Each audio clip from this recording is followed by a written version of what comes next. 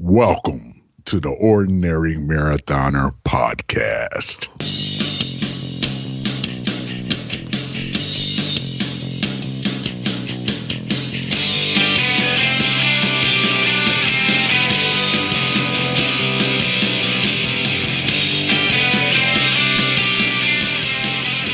Hello and welcome to the Ordinary Marathoner podcast. My name is Scott. I'll be your host today. Got an interesting guest for you today. We're going to recap the New York City Marathon. But first things first, as always, you can find this in the back episodes of our podcast at our website, ordinarymarathoner.com. Check it out if you get a chance. You can also find them at the podcasting aggregators, places like Stitcher, TuneIn, and iTunes. If you like the show, please hit that subscribe button and never miss a new episode that way. You can also find me over at Twitter. Address there is at OrdMarathoner. That's O-R-D Marathoner. Follow me there and I'll follow you back. And if you like conversations that are over 140 characters in length, check out our Facebook discussion group. It's called Ordinary Marathoners. You got to add yourself to the group, and we'll approve you right away, and you can join the conversation. We've had lots going on there this weekend. Tons of participation in the New York City Marathon. I probably should have made a list so I wouldn't forget everyone, but I didn't. So I'm not going to say anyone. So hope you guys don't mind. I'm just going to give a blanket congratulations to all who participated and anyone who raced, even if it wasn't the New York City Marathon this weekend. Really just lots going on there. And if you're just listening and you're not part of the discussion group, I really encourage you to go over there and join. And you don't have to be a marathoner to join either. Don't think you have to run 26.2 miles. You could be on the couch just looking for that little extra motivation to get you up and moving. And we'd love to have you. Get the conversation going on. So, my guest today, a return guest. She's sitting right next to me. She's none other than my wife, Stefany Lynn Schaefer-Ricky. How about all those letters? Sentence. My name is a sentence. You know, I feel bad for you. You're going to be taking a standardized test in a few months, and you have to fill in all those bubbles for your name. I haven't changed my name legally yet. Maybe I'll wait till after. Just so you could fill out less bubbles? Yes. Okay, I think that makes sense. So I think congratulations are in order for you. And you've proven me wrong. She's proven me wrong. It turns out... I always prove you wrong? Listen. I'm sorry. Let's not get arrogant over here, okay? But you did prove me wrong. Apparently, it's not true. You actually can fake a full marathon. I don't recommend it. I don't. I am still in pain, and I wish I would have trained more or fully for this marathon because I'm in pain, and I wanted to quit 5-6 times. But you didn't. And I didn't think I would see out of Brooklyn, but I did. You did. You saw all the way through all 5 boroughs. Mm-hmm. And really, you saw one twice because you entered Manhattan and then we had to come back. Yes, yeah. And we ran with Jessica. Yep. And she wanted to give up. Yeah, interestingly enough, so we went out there. There was 3 of us together. It was the 2 of us along with our friend Jessica. Jessica was a little bit undertrained as well. Wait. She was more trained than you. Than me. Which, yeah, you weren't even undertrained. You were not trained. Yeah. You were no training. But, I think if you were a science experiment, you've proven that you could do a marathon. You can complete it without doing training. I'm impressed. And I got to say, so I accompanied these ladies through all 5 boroughs and all 26.2 miles. And for much of lack of discipline it takes to actually not train for a marathon, it doesn't necessarily mean that it doesn't take courage to finish one, because you guys went through a lot of pain. And I went through pain too. I got to be honest. I've done 2 Ironmen in the past 3 months. You'd have thought this would be an easy thing for me, but it was actually pretty painful being out. I mean, we finished in, what was our time? 7:08? 7:08, yeah. It was bad. 7:08 we finished. But we finished, and it was, I think, I think in the end, it was a very good experience for all of us. I don't think any of us would say that we regretted going through that pain or going through the day. I think you probably would have liked less pain. Definitely. And I tell you, I'm going to put it out there. I was going to quit. And the only thing that kept me from quitting was Jessica, because it was her first marathon. And I knew she was never going to do it again because she's not a runner. She just signed up and got the lottery, and she decided to go through with it. And so I didn't want her to give up because of me. So I stuck it out for her. And, we had an interesting day. I mean, to kind of just walk you through the day a little bit. I mean, we got on the American Cancer Society bus at 5:50 in the morning and drove out to the starting line over near the Verrazano Bridge in Staten Island, where we hung out for 4 hours. Yeah, about. And I mean, we were lucky. It was chilly, but it was warmer than usual. You do have sort of an issue though with sitting around. You're like I can't believe you're bringing this up. I hate this. Well, so what? Can you explain your fear? I have a fear of portapotties. It's like a total phobia. It is.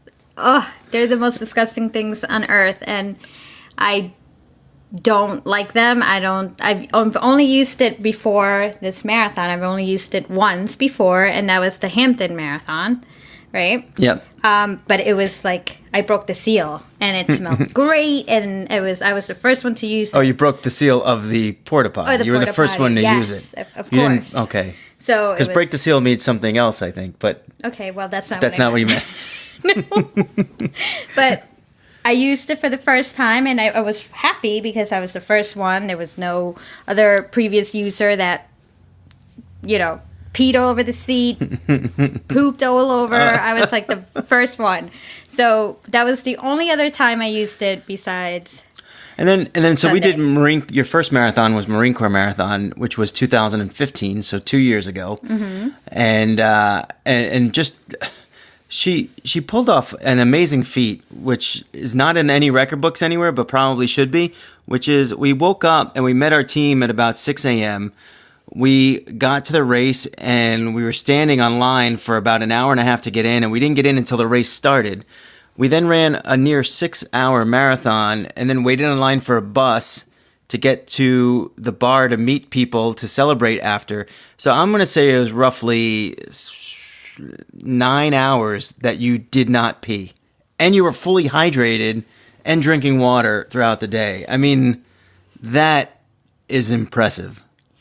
Yeah. Well, I tried to go to the bathroom during the park in Marine Corps, right before the Blue Mile. Right. And it was locked. So I had no choice but to keep going with a full bladder. But you knew you had it in you to kind of hold it back. But you were, at some point during this marathon the other day, you were able to sort of alleviate your fear. I had no choice. I mean, Marine Corps Marathon, I went to the bathroom right before we left for the race, which was like 6 a.m. Yep. But here, the last time I used the bathroom was 5:30 in the morning, and I went at it right before we left, which was, right before we started, which was 10:30. I mean, I couldn't hold it in anymore. I think it would have been impossible. And I'm very proud of you. I'm very proud. Hopefully you're getting over. Yes. Hopefully you're now porta potty trained. And you're over your fear. Because if you want to stay in the sport, it's like almost like you need to use it. Either that or you got to pee yourself. One or the other. No. Okay, well, this is part of the reason why I said I'm never doing a marathon again, was because I can't deal with these issues. I mean, a half marathon, it's only... my best time for a half marathon was 2 hours and 22 minutes. So you can get to the bathroom. I can definitely hold it in for that long. Well, you know what? Maybe triathlon is your sport for you, because then you could pee in the water right before you get out. In my wetsuit? No. Yeah, that's what people do. I don't think so. They also pee on the bike. Oh, that's pretty gross too, but they do it. They do it. A sprint. That's why I actually the people who get your bike when you get off the bike, they're wearing gloves, and the reason why they wear gloves is because people pee on their bike. No, I like my bike too much to pee on it. Yeah, that's true. I haven't done that. I haven't done the water or the bike. I hope not. I've been able to find places to go. But anyway. Well, now that I told the whole world my potty issues. I think hopefully you've cleared that hurdle, and you'll be able to now just be comfortable. I'll try. So, all right. So we had a plan going out, and the plan was we were going to run the full Verrazano Bridge, and then once we hit Brooklyn, we were going to walk a block and then run a block, and then walk a block and then run a block. And I think we got a little bit caught up in the excitement. Well, actually, I think we changed the plan to then walk up the hill on the Verrazano, because that's the biggest hill on the course, is the initial first mile, which is pretty much a gradual, fairly steep uphill. But then we got out there, and this sort of the excitement got a hold of us, and I think we just decided we were going to run up the hill anyway, which we did. And we ran most of probably the first 2 miles, would you say? Yeah, I would say that. So we ran the first 2 miles. We got into Brooklyn, and then we started our run walk, and we would run a block and walk a block and run a block and walk a block. And it's, the New York City Marathon is incredible, and I think you guys got a taste of that because, you've done Fort Lauderdale, the half. Oh yeah, and you've done other half marathons, and you've done the New York City half too. But there's nothing quite like the energy and the spirit from the crowd of the New York City Marathon. Would you agree? Oh yeah, I would so agree with that. I mean, Marine Corps was. It was pretty good too. It was good, but nothing tops New York City. I mean, everyone was out there for us. Yeah, and you kind of feed off of that energy, I think, and it definitely pushes you forward. Now, we got to, where would I say, like mile 8, and we had to take a bathroom break, and we wound up being online for a little bit, and Jessica was starting to feel a little bit of pain. Yeah, so she didn't stop with us. She kept going. Right. So she just kept, she said, I can't stop. If I stop, I'm going to be in pain, so I'm just going to keep moving. So I just said, all right, Jess, you just stay to the right, and when we catch up to you, we'll figure it out. We'll find you. So we left the bathroom maybe like 5-10 minutes later. And by the way, this bathroom was in Brooklyn, right? Yeah, it was the park right before you enter Williamsburg. And there was this woman there who was like funneling people. She's like, bathroom over here, and there was someone in tell this is just amazing. Yeah, so there was someone in the bathroom cleaning the bathroom after every single runner. I mean, for someone that has potty issues like me, that was like the perfect place to go. I can't imagine someone being so selfless as to just sit there and clean a public bathroom after every single runner, person uses it. It's I wish I had cash on me because I would have tipped her I don't know how much money. I know. At this point, hey, if you're out there, let us know where you are, because I don't know. She wasn't being paid for that job, but I think she should have been. It's I can't believe someone would be out there doing that, but man, it's just, this is the kind of support that you don't get that in any other marathon. You don't get that nope, anywhere New else. York City. And and I have to say, going through Brooklyn, right, there was people on the side, and they had bagels. Bagels! I mean, the most delicious bagels on the face of this planet. I mean, they had bagels. No, please. They had bagels for themselves. They didn't have bagels for the runners. You just went over and took one. Okay. Oh, bagels! She goes, oh, bagels! And she runs right over. Can I have one? And then she comes back with 2. I came back with 1 for me and 1 for Jessica, and I split 1 bagel. You gave me a little, okay. You gave me a little slip, which was very nice of you. I shared. I didn't take 2 for me. Don't make me sound like a monster. You just went. Oh, can I have it? I mean, they were out there for us. The thing is, there are people all over the course, and some of them are volunteers for the race, and some of them are just normal people out there handing out water bottles, handing out paper towels or tissues, because sometimes if you got like a little cold and you're running, like your nose starts running while I mean, people think of the most amazing stuff. People with bananas. On mile 24 or 23 on 5th Avenue, someone was handing out Halloween candy. Yes. And you got peanut M&Ms. Peanut M&Ms, the best tasting peanut M&Ms ever. You love those people. Like, I got a Milky Way, I think. And Jess had peanut M&Ms. Jess got the last peanut M&Ms. Yeah. Now, come to think of it, I think I stole a lot of food during the course. Because I went up to, around mile 18, I went up to these people that had Dunkin' Donuts munchkins. Oh, you stole the munchkin, too. I didn't steal. I asked. Okay, I didn't steal. But they weren't out, like, for public consumption. They were on, like, the volunteer table. But that's okay. I went up and I asked, right? And so I got 2 munchkins. Ooh, munchkins. and then around, right before we got the M&Ms, yeah, there was a woman there for her runner. Yep. And she said, hey, her runner passed her. And she said, hey, do you want water? Do you want pretzels? And she said, no, I'm fine. And she kept running. And I'm okay. I'm very embarrassed to say that I turned around to that woman. Yeah. And I asked her for the pretzels. And she gave them to me. And then I got M&Ms right after. I mean. Yeah. You were snacking. I was. But it's a long day. I mean, really, we ate breakfast before we left at 5:30 in the morning. And really, you don't eat food until you finish, which for us was probably like 6 o'clock at night. I don't even really, right? It's probably like 6 o'clock. Yeah, by the time we actually ate, almost 6:30. We got home and showered up and then went out. By the time we sat down, it was like 8:30. It was best burger ever. So from 5:30 to 8:30, you're not really eating any meals, and you're running and you're expending calories, so you get hungry. So I don't blame you. And it's good that that you're able to get that stuff down, because people have stomach issues too when they're trying to exercise and do all that stuff together and eat. But along with the support that we had on the from the public and from the volunteers. By the way, volunteers are incredible, and there's so many of them, and they're so upbeat. I mean, I don't think it was raining the whole day, and I don't think I saw like a bad face. No, no one was upset. No one's like, I had to do this for my parole, and or I have to do this just so I can run a race. I get credit for school, or whatever. And they're the most selfless people, that they just go out there and they're spending, it's their time, their personal time, that they're out there for us in the rain, no less. Dealing with people who you got to get them water, you got to make Gatorade, you got whatever it is, and they do an amazing job. And I have to say, eventually, I mean, I love the volunteers. I've been a volunteer myself, and I always thank them. But at some point in that race, I was just too exhausted, too much pain, and you can see in some of my pictures, I'm like either crying or about to cry.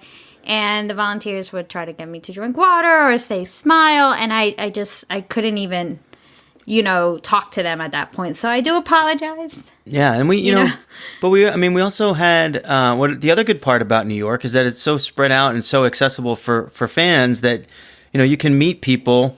If you're planning to meet, if people want to come and spectate and see you, people that we were able to stop with our friends John and Aggie. Mm-hmm. Somewhere around mile 7 or so. Yeah, they 7 or 8. They met us right in Brooklyn, right before we turned left on Atlantic Avenue. I don't remember. But somewhere over there. But it was nice to see them. It's nice to get a little bit of break and get a little support and some some cheering and stuff like that. People that are really rooting for you. We met Glenn Eisenstein. Up around 100, right? Right, 100, a little less than that, probably in the 90s, 80s. Yeah, probably the 80s or something like that. And he had bananas and water for us. Yes, and which was great. My friend Stefany, who didn't even tell me she was going to be out there, all of a sudden I see this girl saying Stefany, and I turn around and I'm like, oh my God, Stefany! And it was great. I didn't expect her to be there, and it was great. And then my mom. Oh, your mom, right. And of course we had your mom was waiting for quite a while. Yeah. On 110th But you know what? Street. But I don't feel bad, I think she likes she watching. loves doing this. I mean, at least 2 years out of the 4 that I've been out there. Yeah. She's been there with me. Yeah, so, which is really cool. I think she really enjoyed doing it. We saw the American Cancer Society coaches at mile 21 or 22. And they're just like so cheerful and just to get a good, they're just kind of, I don't know, it's like a good vibe that they give off, a lot of encouragement. Even though we were the last ones, and I don't know if were we the last ones? I think so, but it's okay. They still toughed it out, and And they're just so supportive and give you like a little shot of energy that you need just by their enthusiasm. It was good to see them. And, we saw some people out on the course. At the starting line, we saw Brooke Farrington. We just ran into her. She's been a podcast guest, and she was out there. I think she had a really good race. I don't know. She left us in the dust right around the Verrazano Bridge. And who else did we see? I feel like your friend Melissa. Oh yeah, my friend Melissa, mile 20. Oh, her story is incredible. I know. We're gonna see if we can get her on the podcast though. So I don't know if we're gonna divulge too much of her story, but. Let's just say that she started at around 8:40 in the morning. They allowed her to start. We can kind of give the Yeah. She was running with the Achilles, right? Charity. The Achilles Foundation. Yeah. Achilles International, I think it's called. I'm not sure the full name, but she was running with them. They allowed her to start early, and she literally walked. Started with a run. We can say she was a guide for a one-legged runner who basically had these, those crutches that wrap around your arms that we passed her at like mile 21, 20. You didn't even see her. I saw her. But man, that's an amazing thing too. And what an experience to be able to, go along for the ride with such an incredible story. A guy with one leg. It's like one of those things where and even we saw the guy in the wheelchair too that finished last. He actually was the last one to finish. We saw him at like mile 15, and his wheelchair was turned around backwards, and he was pushing himself up a little hill. And I'm like, there's no way this guy is going to finish. He's going like 2 miles an hour, and he's got over 10 miles left to go, including the Queensboro Bridge. How is the guy going to get up the Queensboro Bridge? And somehow he did. Somehow he finished. I don't know how. It was like I think we saw him after the Queensboro Bridge. No, it was definitely before. It was either in Queens. I think it might have been in Queens. Okay. I think he was approaching the Queensboro Bridge. 'Cause I remember seeing him and thinking, how is he going to get over that bridge? And somehow he did it. It's just one of the more amazing stories. There are so many of them. So many of them out there on, that day. So, a lot of them, a lot of just people like, Jeremy Farrington and Lee from the page, just these guys. I mean, Lee ran a sub 4 hour marathon. My God, like what's going on here? Like, it's just incredible. I just, if you, like I said earlier, if you're looking to kind of looking for that inspiration or motivation, I can't believe how much of it is on our discussion group. So if you're out there and you need some of that, get on the Facebook and join our discussion group. And I'm going to cut to break on that note after that little pitch for my discussion group, and we'll be right back after this. The Million Moo March is a virtual race celebrating the running community. You select your own distance, create your own goals, and pick any day from November 13th to November 19th to achieve them. Then share them online with all of us so we can help you celebrate together. Registration is only $25, and you will receive a race bib, a sticker, a pin, and a Million Moo medal. Also, you'll be making your miles even more meaningful because the proceeds from the race will go to the American Cancer Society through their Determination running team. So head on over to www.ordinarymarathoner.com/Million Moo March and register today. All right, we're back from the break here. I do want to say the Million Moo March is sold out. I know I just played a commercial for it and asked you to sign up, but we are sold out. Packets are going out. Everyone should pretty much have their packet by now. If not, they'll be on their way soon. And really, the race starts next week. It really snuck up on me, but it's starting on Monday. It goes from Monday through Saturday. Actually, technically, I think Monday through Sunday. We'll be running on Saturday, though, although I'm just talking to Melissa, and we're going to have a whole list of prizes to give out, and we're going to do a raffle every single day of the Million Moo March, so anyone who runs on any given day will be eligible to win something. We're still trying to get our prizes together, but there will be a raffle every day. We're going to do and it's sort of a subjective award based on the top 3 most enthusiastic either groups or people or videos or pictures. We're going to do a best photo contest, and you guys will be able to judge that one. And I think we're going to also do just the longest run. So whoever does the longest run and then proves it by posting a picture of their Garmin or whatever it is, we're gonna give you something as well. But we'll have a list of that coming out on Sunday once we get it all together. And I hope everyone has a good time. We've really done a lot of work to put this thing together, and I hope it turns out to be as good as we planned. And I think it's going to be. I'm really excited for it. Back to the New York City Marathon, though. I think where were we? I mean, well, I think we kind of covered. We kind of all went all over the place here. So I mean, well, here's something I want to say. I think the longest borough to run is Brooklyn. I mean, It's like most of the half marathon point there. But I have to say, as much as it was long and at points I hated it and doubted that I was going to get out, they were lively. I mean... Yeah, a lot of bands. Yeah. Williamsburg, though. How about that one area? Yeah, there was one area. Yeah, it's near North 5th Street. In Williamsburg, in Bedford. So I'm Bedford.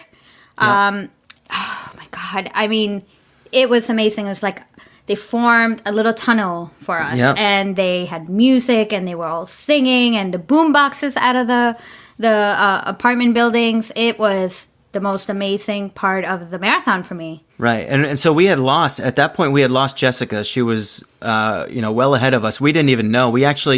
So we had lost her somewhere around mile 9. Mm-hmm, when we went to the bathroom, yeah. Mm-hmm. And so then we had this thing in what's the area? Williamsburg. That was incredible. It was really just an incredible experience. Like really, like you're running through a tunnel. We didn't catch up to Jessica. We actually were somewhere around mile 14 or 15. We're like, I got a feeling. No. I think I doubted it. I doubted her. Unfortunately, I'm sorry. Well, she was in pain at mile 8.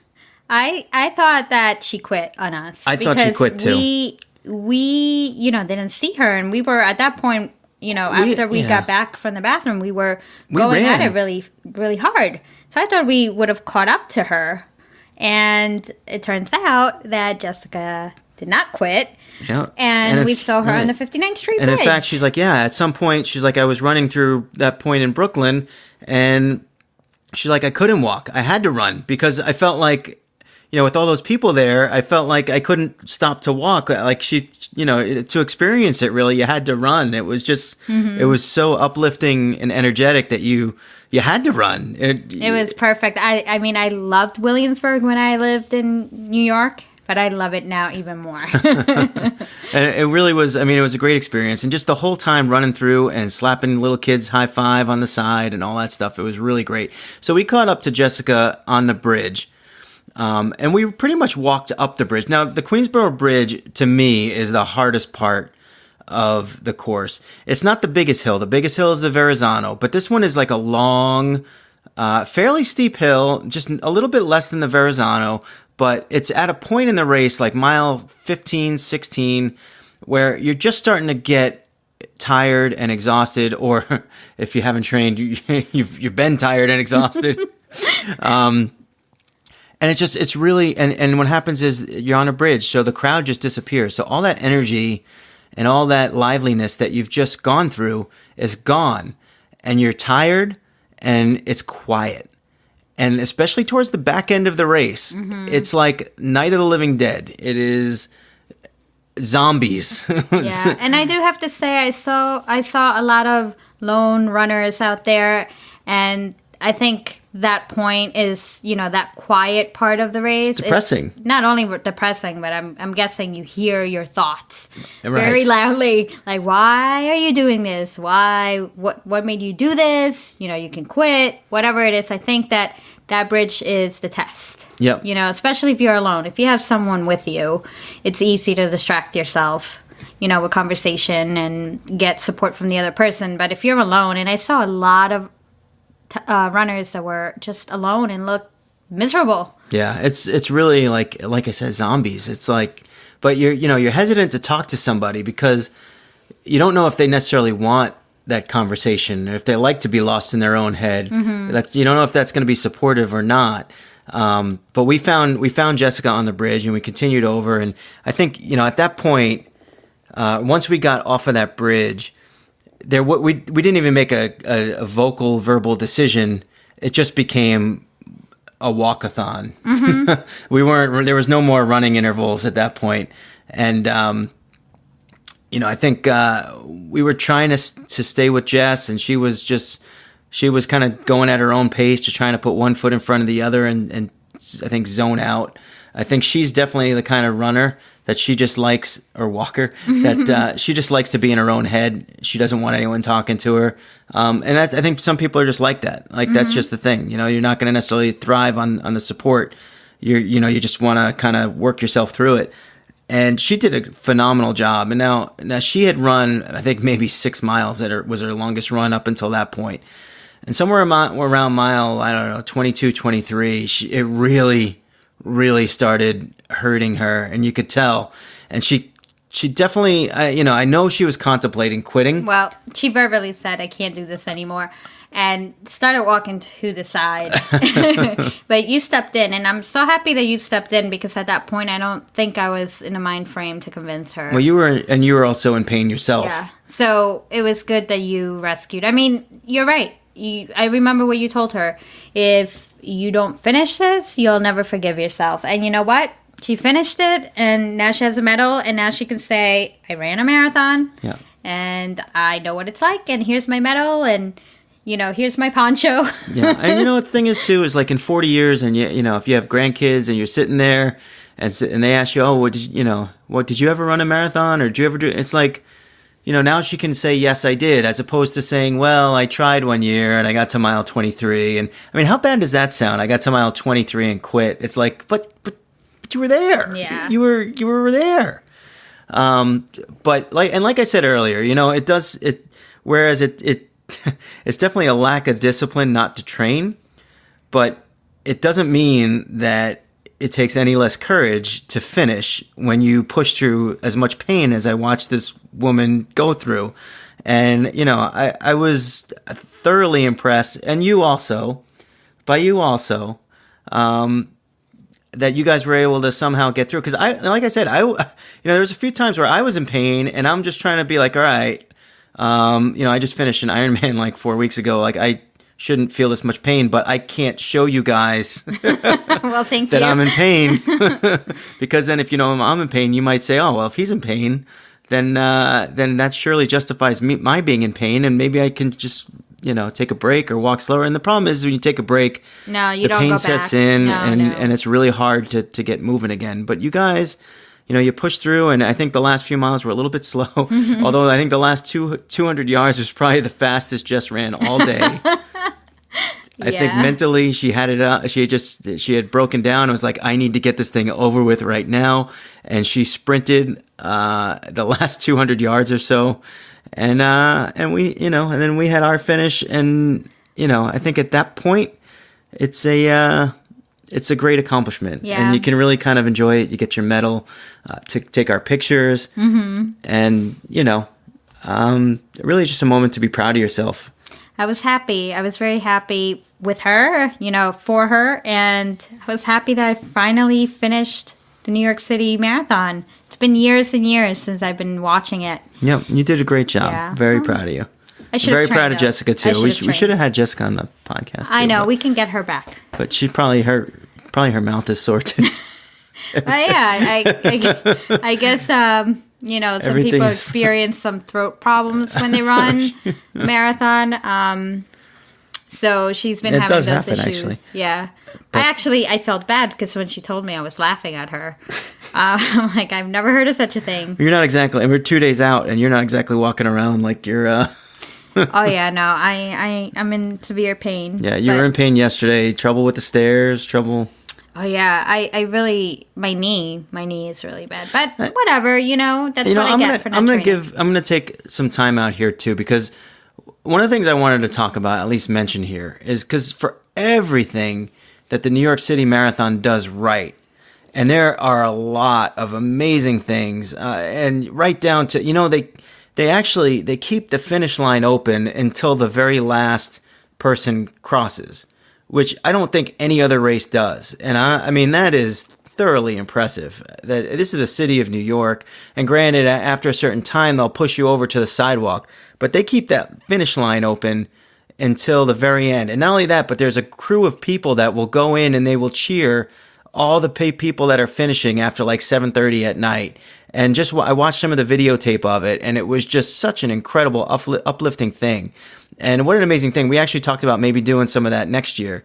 If we don't, I'm going to enter the lottery next year, I think. But for everything that the New York City Marathon does right, there is one thing that sticks out that they do absolutely wrong.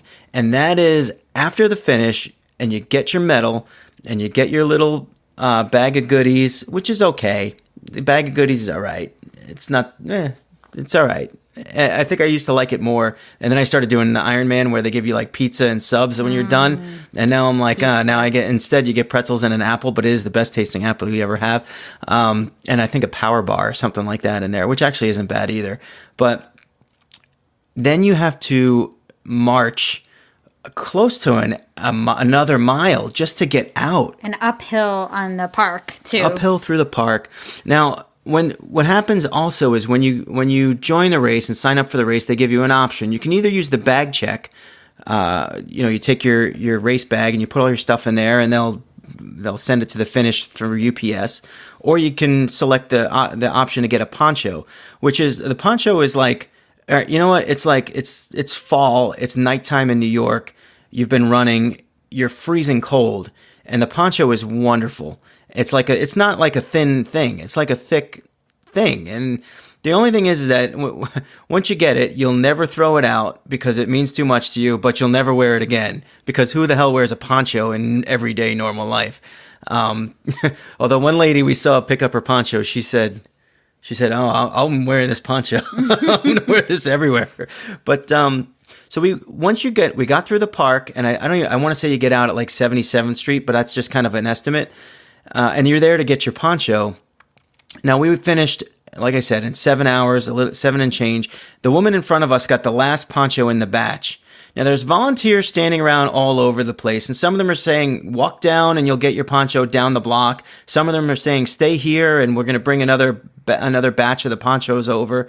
And it was mayhem. And there's got to be like 10 to 15 volunteers there. Not one of them thought to say, hey, let's get into a line one at a time, And what happened was they wheeled a cart of ponchos in, and it was like Walmart the day after Thanksgiving. Mm-hmm.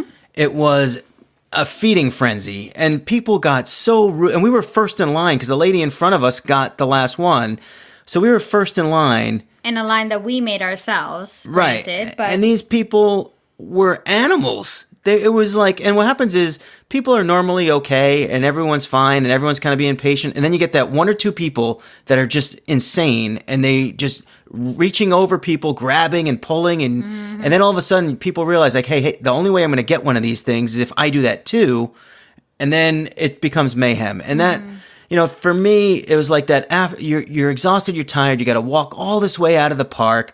At that point, I mean, you can kind of slip through the fence at places, but the cops are there and they'll tell you not to, or people they're not. It's not like a friendly atmosphere anymore. It's like it becomes this really, tedious, I don't know. It's annoying, and then you got to walk south down Central Park West. At least into the 60s. So, you're talking maybe another quarter. I mean, the whole walk itself is like got to be over a mile. And you've just finished. And most of us at that point have walked the last 8 or 9 miles. So who wants to walk another mile? And I just feel like there's got to be a better solution here. There's got to be, maybe like a cab line. That's another thing. That's what I said. Well, the bicycle people, they closed down the street. So I don't know. That would be great too. The rickshaw, bicycle rickshaw people. I mean, granted, we took funnel the cabs through one lane or something. They have the whole street blocked. Have one lane for cabs and let people jump into cabs and go. I mean, if they can line up cabs at the airport, they can line up cabs at the end of the marathon. Yeah, and it's needed for a lot of us. I mean, one year I got you on the bike. On the rickshaw, right? We went on the rickshaw. This is 2014. And I didn't know better, right? Yeah. So we get on there. We went 3 blocks in traffic. I paid $50. Yeah, $50. We went 3 blocks, and then we had to walk the rest, which was 20 blocks. Terrible like for a you. mile. Now I know exactly what you felt. But this year, I got smarter. So I started negotiating with these people. In advance. You know, no, you charged me, you know, outrageously last time, so I am not going to take you unless you take my deal.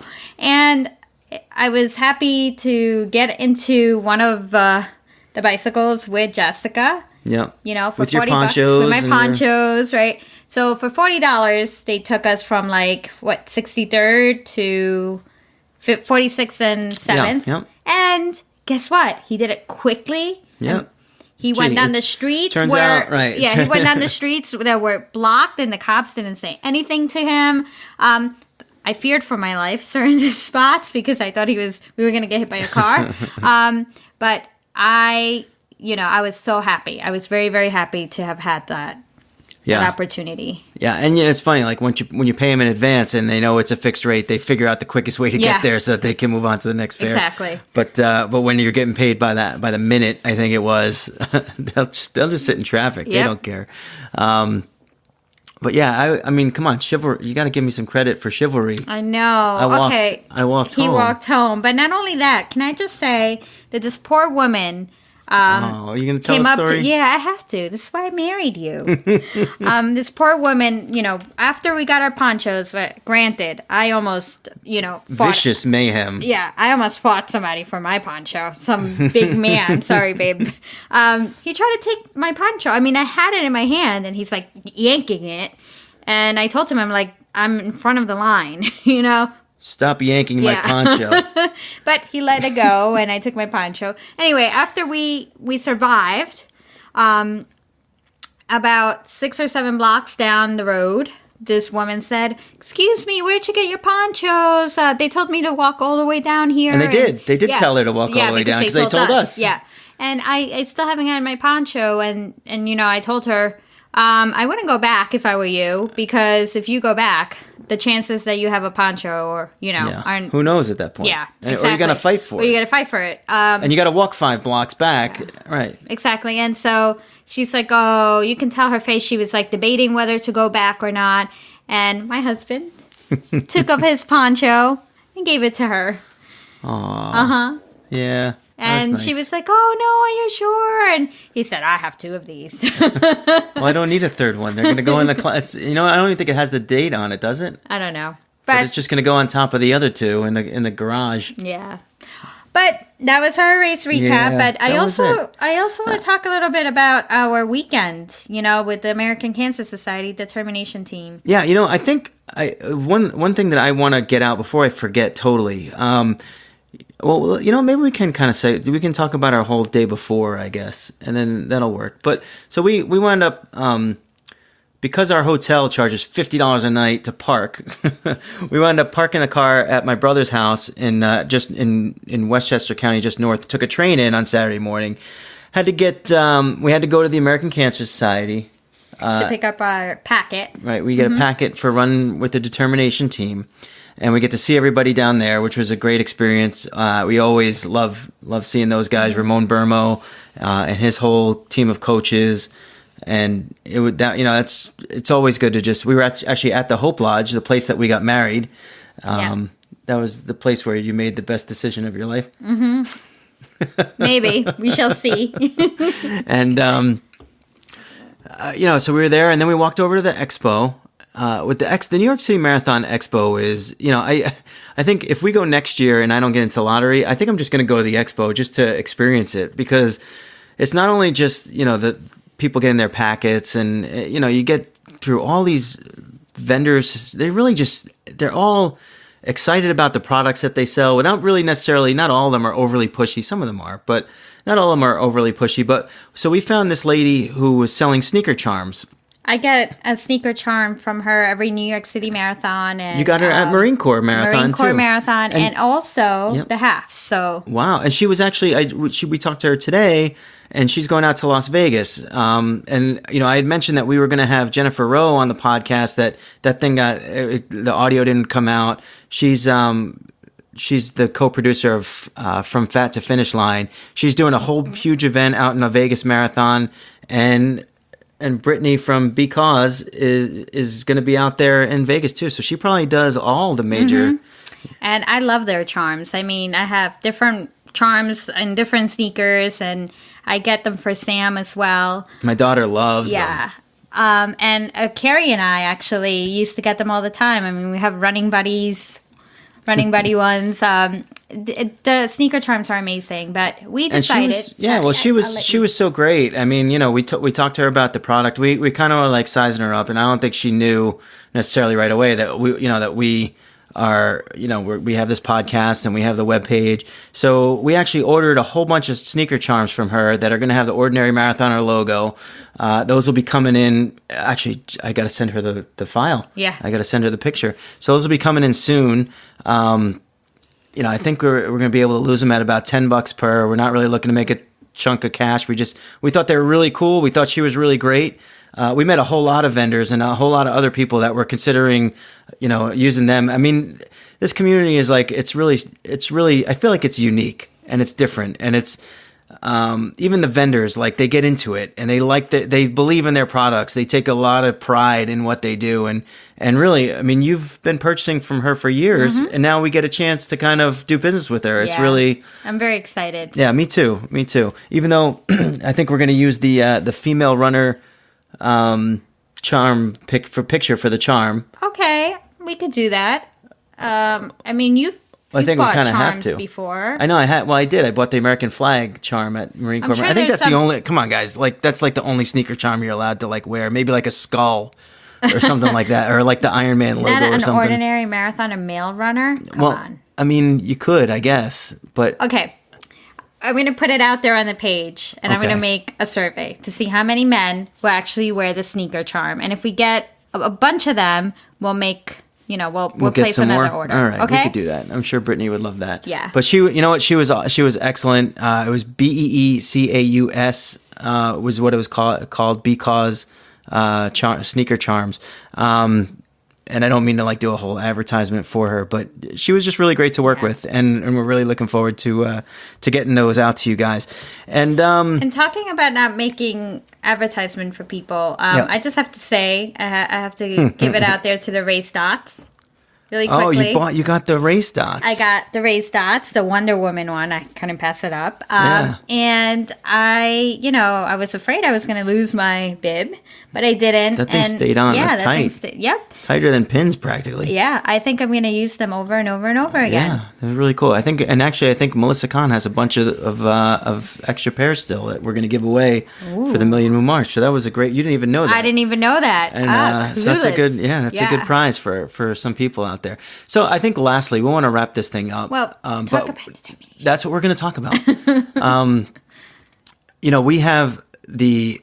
I think it's just the distinct honor, really, to run for the most amazing team, which is the Determination Team, American Cancer Society.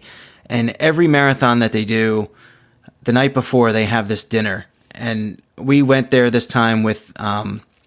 We actually brought some guests with us, and some friends and some family, and it's an incredible experience, and I know you want to talk about it, so do you want me to keep going, or? No, I can jump in. I had basically my boss, his wife, my coworkers, Jessica was there, my mother, for some family friends, and a family friend that was recently diagnosed with cancer, and I was very, very happy and honored to have her there so she could see what, this organization does for patients and their family.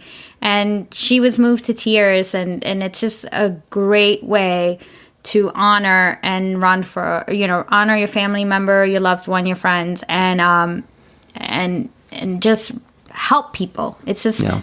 And I think a lot of people, they look at, you're a runner, right? You want to run... I don't know, any marathon, New York City, Boston, and you're looking for a way to get in, and sometimes you need to qualify, and sometimes you need to, you enter a lottery and you may or may not get in. And then there's always that charity option. But I think too many times you look at that charity option and you say to yourself, you just look at it as a way to get into the race. But this is really so much more than that. And you go to this dinner and you hear these people talk, and they talk about their experiences. And one guy was up there with son and daughter, and his wife had spoken the year before, and unfortunately she had passed away. But the speech she had given the year before, which we were also at, was so moving that everyone remembered who she was. Yeah. And to see there and see the family like sitting there and having the strength and courage to come and speak to everyone was really just moving. And it just, like I said, you think you're just, I'm going to run it for charity, but it's not just that. It's like the experience behind it. It gives it a whole new meaning. Mm-hmm. And, and they kind of say it, and it's kind of like a little bit of a catchphrase that you make your miles more meaningful. But when you go to this thing, it is so emotional that you're just like, it's almost like you're like, damn, like I wish I would have had that experience before I might have fundraised more. I might have been I might have, looked at it a little differently. But every time I go to one of these things, and our friend Michelle Brotman, she spoke too. And every time she speaks, it's funny because we see her and she goes, "Oh, you guys are probably sick of hearing me speak." But oh no, I'm never sick of hearing her speak because, she puts like a face to the organization because, she'll swear to you that the American Cancer Society saved her life and saved her family. And, and to see that, and she's incredible. And she ran a 4:15 marathon 2 weeks ago. And then this weekend she ran a 4:45 or something like that. And just an incredible person, a cancer survivor who has, really benefited from all the work that people do for this team. And, I'm just saying for any of you guys out there that are thinking, maybe I'll run a marathon for charity, but, I'm worried about the fundraising. You know what? Join this team, man. It is worth it. They will make the experience, so meaningful. And you will feel, and even, I don't know about you, but, and I didn't say this in particular when we were running, but towards the end, it's like, you look for that extra bit of motivation. Oh, yeah. You can like look back to the night before when you sat at this dinner and all the things that were said and all the experiences that were shared. And man, if you need something to get you through to finish the race, those stories, that's it. So, I talk about determination, I think, a lot on this program, but I think it's well worth it. My experience there has been incredible. And same here. And I was there longer than you. And that's where we met. And you meet I met you there, but I also met some incredible friends. Yep. Some really good people that are still in my life and will continue to be there. And we're so happy for the ones that were at mile 22. Yes. Well, we need a little kick in the butt. But, I think that's kind of where we wanted to end it here. And thank you for coming on the show. You're welcome. I can't believe I talked about my potty issues, but I probably regret this. I think tomorrow. You did a great job. I think this is one of our better podcasts. I was very, yeah. Okay, well, I think I said a lot. I'm gonna go back and delete. Oh, we always do. I say a lot. I also say and a lot. I can't be happy with like ending a sentence on a period. I gotta say and try to introduce it to the next sentence. But that's okay. I think. There I we go. A lot too. And I say like a lot, but we all have our. All right, we've here we go. I just said two of them. I said and in two sentences. But we going forward, I think I have a lot of people who on a list here to be on the podcast, and I'm trying to rotate guests through. We'll have to see how it goes. The way I don't know who's going to be on next week. I think we're going to try to get Melissa Diaz. She was the one that helped the one-legged runner through the marathon. We're going to try to get Ramon Burmo back on. He just finished his 200-mile race and then got everyone through New York City. We're going to try to get I'm going to try to get Jennifer Rowe back on. Maybe we'll try to get her on after the Vegas Marathon when she's all done with her event. And then, we have the Million Moon March coming, which means I gotta probably have Melissa Kahn on again. Your work wife? My work wife. Glad you can laugh at that. And on that note, I think we're done for today. We'll see you guys next week. And always remember, when it comes to running, I'm no expert. I'm just ordinary.